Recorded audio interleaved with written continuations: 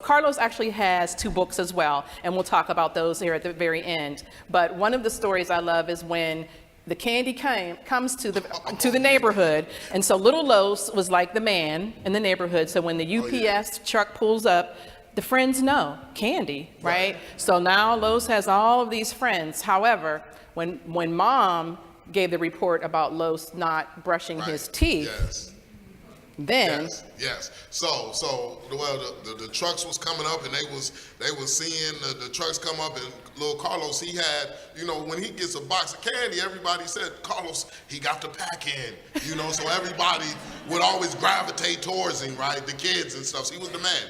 But he wasn't brushing his teeth. And when his mom told me that, I said, hold up, what you mean he ain't brushing his teeth? Man, this dental bill is about to be crazy. I said, okay, cool. And I told him, I said, son, man, I got something coming for you the next time in the mail, along with your letter and the card. But this time I said, man, I'm gonna send you the toothbrush and some toothpaste, and this is what you need to use, and then we'll go ahead and get back to the candy after you get to brushing your teeth. So. Right, and that's what we call the discipline, right? And so from prison. And so yes, you can be a parent from prison. Also, can you tell them a little bit about the reading? We talk about educating and how important dads are to their children's education.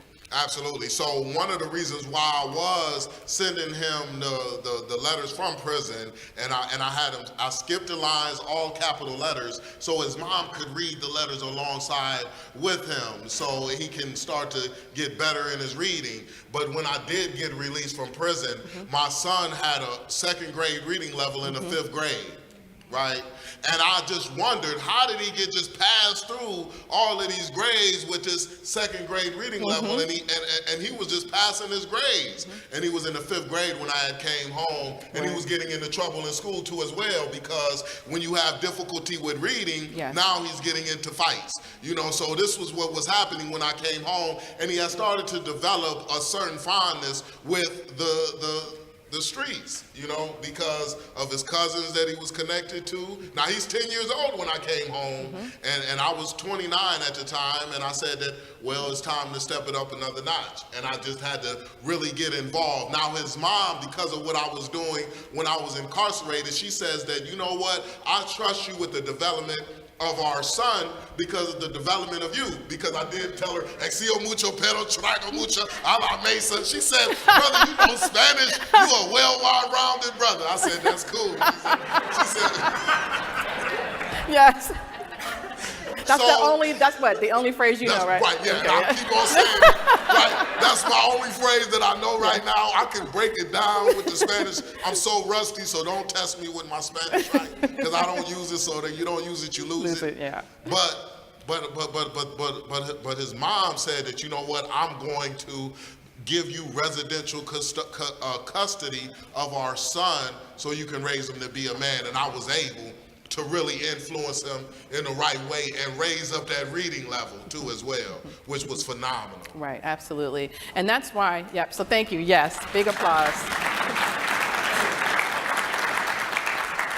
And so the Commission on Fatherhood programs that we fund, that's exactly what it is that we're looking for. So there are 3 different components that our programs, Talbot House. I did mention Talbot House, Mr. Kelvin Williams, but you did walk out of the room. So there's another person that is very connected in this area, in the Hamilton County area. And I'm sorry, Harold, you're serving Hamilton, Butler, and Warren.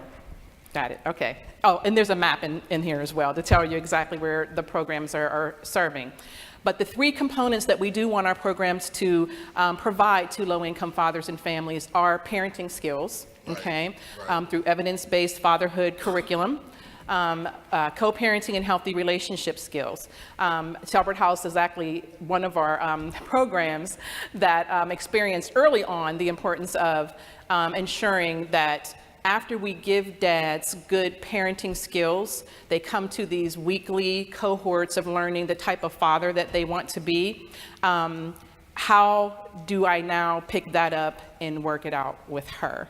And that's not always the easiest thing to do. A lot of times, and you know, again, especially with my background being in child support, it's really sad and terrifying how children are brought into the world, where folks don't know one another.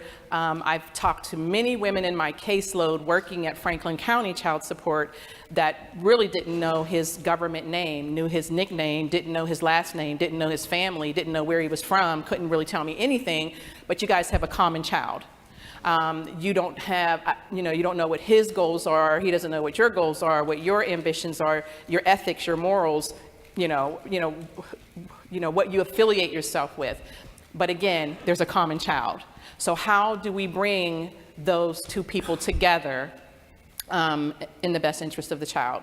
And then the third component is always going to, of course, be economic stability. And it's not always just about obtaining a job. We didn't have problems getting dads jobs, especially in Ohio.